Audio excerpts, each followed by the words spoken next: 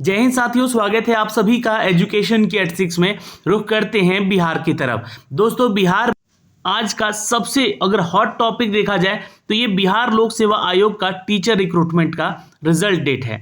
आपको बता दें कि यहाँ पर सभी छात्र लगभग सुबह से इतने क्वेश्चन आ रहे हैं इस चीज को लेकर कि सभी छात्र का सवाल जनरली एक है सबसे ज्यादा कि सर बीपीएससी टीआरई 1 का रिजल्ट कब आएगा।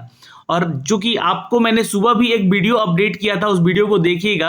उस वीडियो में हमने आपको बताया था कि टीआरई को लेकर, यहाँ पे इसके रिजल्ट को लेकर आज एक समीक्षा बैठक हो रही है। इन समीक्षा बैठक में क्या अपडेट किया गया है, स्टेज 3 क्या है, उस चीज को हमने आपको समझाया है। उन सभी जिलों को इंगित किया गया है जहां से अभी सारे डिटेल अभी पूरे नहीं हो पाए हैं। तो क्या उन सभी चीजों का जो है इस बैठक के अनुसार अगर देखा जाए तो रिजल्ट आने में और विलंबता हो सकती है क्या? तो चूंकि देखिए आज बीपीएससी का कार्यालय भी संडे के होने के बावजूद भी ये ओपन था और शिक्षा विभाग में भी आज बैठकें चल रही थी। इसका मतलब है कि कहीं ना कहीं यहाँ पर जो है चीजें निकल कर आ रही है रिजल्ट को लेकर। तो छात्र यहाँ पर संशय में है कि क्या आज रिजल्ट आने की संभावनाएं हैं। तो जैसा कि जो सूत्र हमें बता रहे थे उसके अनुसार ही हम आपको बता रहे हैं कि आज 11 और 12 क्लास का जो है रिजल्ट आप लोगों को जारी कर सकते हैं। ये जो आपका एग्जाम हुआ है टीआरई बीपीएससी टीआरई 11-12 का, आज रिजल्ट आने की संभावनाएं बता रहे हैं लोग, लेकिन ये ऑफिशियल नहीं है। मैं आपको फिर से कह देना चाहता हूं, ऐसा नहीं हो कि मेरी बात पे आके आप लोग जो है फिर बाद में कमेंट करने लगे। यहाँ पे ये संभावित है कि आज यहाँ पे लिंक इसका दिया जा सकता है, क्योंकि जिनसे मेरी बात हुई उनका कहना है कि सब कुछ सर तैयार है यहाँ पे, है ना, डेटाबेस वगैरह सब कुछ यहाँ पे रेडी है, बस यहाँ पे एक लिंक अपडेट हो जाएगा। और आपको बता दें कि जैसा कि यहाँ पे ये जो लिंक है आपका, आज आखिरी तिथि है। इसको आप लोग अगर अभी तक OMR वाला लिंक डाउनलोड नहीं किया है तो आप लोग अपना डाउनलोड कर लीजिएगा, है ना। और यहाँ पे डाउनलोड करने वाला जो लिंक है आज हट जाएगा और यहाँ पर रिजल्ट वाला लिंक भी एक्टिव कर दिया जा सकता है। तो ये एक संभावनाएं बताई जा रही हैं कि आज यहाँ पे आप लोग का रिजल्ट आ सकता है कक्षा 11 से 12 तक का। और कल जो है संभावित तिथि बताया जा रहा है कि 9 से 10 का रिजल्ट दिया जाएगा और 1 से 5 का रिजल्ट का डेट जो अपडेट किया जा रहा है वो लगभग 20 अक्टूबर के आसपास का रिजल्ट बताया जा रहा है कि उस दिन तक आपका रिजल्ट आने की संभावना है। लेकिन इन सभी चीजों को मैं अभी कोई भी ऑफिशियल जानकारी के तौर पे आपको नहीं बताना चाहूंगा, ना ही ये आपका एक ऑफिशियल जानकारी है। ये बस सूत्र बता रहे हैं कि ऐसा रिजल्ट आने की संभावित तिथि ये दिखलाई जा रही है। और चूंकि पूरे आयोग में हलचल मचा हुआ है, यहाँ पर आयोग में सभी लोग पहुंचे हुए हैं, सभी अधिकारी पहुंचे हुए हैं वहां पे, तो चीजें कुछ ना कुछ चल रही है। लेकिन इस चीज को लेकर कोई भी अभी ऑफिशियल अपडेट नहीं दे रहा है कि हाँ आज ही रिजल्ट आएगा। इस चीज की जानकारी कोई भी पुष्टि नहीं कर रहा है। और चूंकि देखिए मैंने आपको सुबह भी एक अपडेट दिया था दोस्तों, इस अपडेट में आप लोगों को बताया था हमने कि इसके ऊपर चर्चाएं चल रही हैं।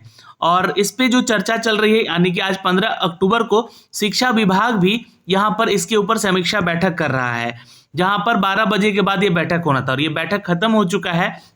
तो वहां से भी कोई अपडेट अभी नहीं मिल पाया है। हाँ, स्टेज 3 के ऊपर जो रिपोर्ट मांगा गया था समीक्षा करने को लेकर, यानी कि इन जिलों के ऊपर जो है चर्चाएं होने की बात कही जा रही थी, तो इसके ऊपर चर्चाएं हुई हैं, है ना। और ये सब कुछ क्लियर हो चुका है। तो ये चीजें बताई जा रही इसी चीज को लेकर, ये सारा चीज जो प्रॉब्लम था यहाँ पर, इन सारी चीजों को क्लियर हो चुके हैं। तो हो सकता है कि रिजल्ट का जो है संभावित लिंक आज रात को दे दिया जाए। जैसे ही अपडेट आएगा दोस्तों हम आप तक साझा करेंगे। अब कट ऑफ को लेकर भी बहुत सारे छात्र यहाँ पे पूछ रहे हैं कि एक कट ऑफ का सीन वायरल हो रहा है। तो नहीं, देखिए ये कोई यूट्यूब पे कोई टीचर हैं जिन्होंने कट ऑफ का एक्सपेक्टेशन किया था, तो वो एक्सपेक्टेशन कट ऑफ है ना।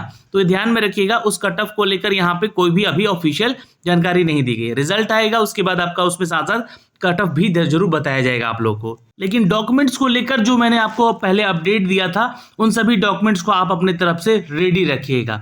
जी हाँ, यहाँ पे जो है शैक्षणिक और प्रशैक्षणिक, जातीय, निवासीय, बीटेट और सीटेट और आधार और आपका प्रमाण पत्र का जो मिलान होगा वहाँ पे मूल प्रमाण पत्रों के साथ होगा, जो कि आपको अपना ओरिजिनल सर्टिफिकेट भी वहाँ पे रखना होगा और अपना फोटोकॉपी भी लेकर जाना होगा। ठीक है, उक्त का सत्यापन सही पाए जाने की स्थिति में ही अभ्यर्थी को ऑनलाइन योगदान पत्र जनरेट होगा। और ये चीजें जो है वहीं पे आपको जनरेट होगी जब आपका यहाँ पे योगदान पत्र आपको दिया जाएगा। ऐसे अभ्यर्थियों का योगदान स्वीकार किया जाएगा, यहाँ पे दिया गया है अपडेट इस चीज को लेकर। जी हाँ, आपको बता दें कि DRCC के अलावा यहाँ पर सभी जिलों में एक जो है एक्स्ट्रा, यानी कि एक ऐसी संस्था को भी तैयार रखने की बातें कही गई है जहाँ पे अगर कुछ टेक्निकल फॉल्ट्स हुए इन सभी चीज़ों को लेकर होने में, नियुक्ति पत्र देने में, मतलब योगदान करवाने में, तो आपको जो है यहाँ पे इनकी व्यवस्थाएं जो है सुदृढ़ रहनी चाहिए। और यहाँ पे बहुत सारे लोगों को, जो कि देखिए ये जो अपडेट है मैं अररिया जिला का दिखला रहा हूँ, जो कि हमने आपको पहले भी दिखाया था। इन लोगों का यहाँ पे नियुक्ति किया गया है, क्योंकि अभी डीआरसीसी में डेटा एंट्री ऑपरेटर का अभी हड़ताल चल रहा था, इसलिए इन लोगों को नियुक्त किया गया है। और जो कि ये आप लोगों का जो है यहाँ पर योगदान का प्रोसेस यानी कि जो है करवाने जा रहे हैं। इनके पास जो है इनका कंप्यूटर, बायोमेट्रिक स्कैनर, प्रिंटर वगैरह सब कुछ होना जरूरी था।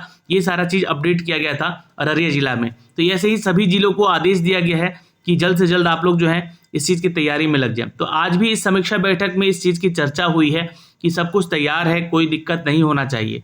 तो इसी चीज़ को लेकर यहाँ पर चीज़ें मैं आपको बता रहा था कि ये सब हो सकता है और रिजल्ट भी इस डेट को आ सकता है, लेकिन ये संभावित है जो कि हमने अब तक अपडेट किया है। अब आगे चलते हैं दोस्तों। एक छात्र सवाल पूछ रहे थे कि सर सीटेट जो अगस्त का हुआ है उसका रिजल्ट जो है हमें डिजी लॉकर पे कब तक आ जाएगा, क्योंकि उनका मार्कशीट स्कोर कार्ड तो दिख गया है, लेकिन वो रिजल्ट जो है डिजी लॉकर में कब तक आ जाएगा, इसकी जानकारी हमें दीजिए।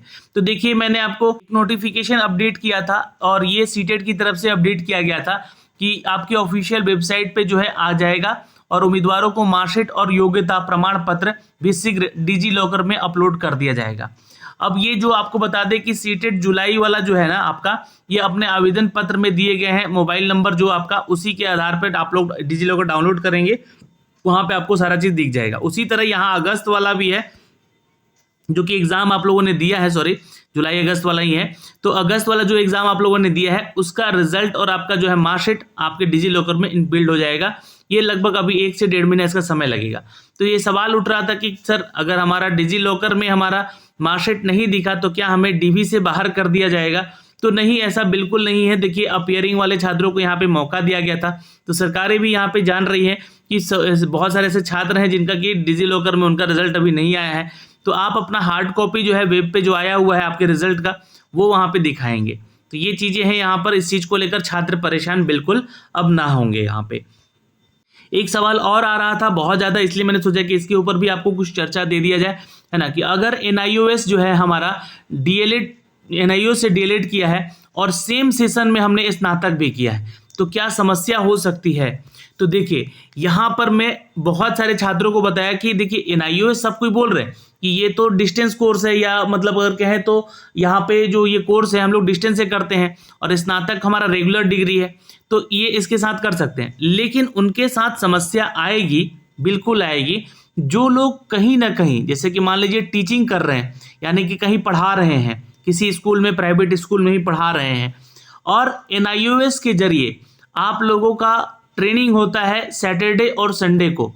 तो अगर सैटरडे संडे ट्रेनिंग होता है और आप कहीं पढ़ा रहे हैं, तो शनिवार को भी स्कूल जाते होंगे, प्राइवेट में ही पढ़ा रहे होंगे, तो है ना, तो अगर आप कहीं पढ़ा रहे हैं तो उस दौरान शनिवार को आप कैसे यहाँ पर ट्रेनिंग में जा सकेंगे? तो ये चीज़ें हैं यहाँ पर, तो आपको ये बताया गया है। तो मैंने आपको ये चीज़ जानकारी दे दी कि ये गड़बड़ हो सकता है कहीं ना कहीं जाकर, इस चीज़ को लेकर ये समस्या हो सकती है आप लोगों को। इसलिए जो भी छात्र NIOS से अपना डीएलएड किए हैं और अगर उन्होंने अपना यहाँ पर स्नातक साथ में किया है तो कहीं से भी वो एक्सपीरियंस मत दिखाइएगा, ठीक है, एक्सपीरियंस दिखाइएगा, यानी कि आपने स्नातक के साथ साथ जॉब भी किया है और NIOS डीएलएड भी किया है, तो ये रेगुलर डिग्री के साथ साथ ये जो है डिग्री आपका फिर इनवैलिड हो जाएगा, तो वहाँ फिर समस्या आ जाएगी। क्योंकि ऐसे छात्रों का सवाल आ रहा था, इसलिए मैंने सोचा कि इसके ऊपर भी अपडेट दे दिया जाए। तो अब जो भी आपके सवाल हैं इस चीज़ को लेकर, या कोई भी अगर सवाल उठते हैं तो कमेंट सेक्शन में कमेंट ज़रूर कीजिएगा, ज़रूर इसके ऊपर वीडियो बनाया जाएगा। जय हिंद।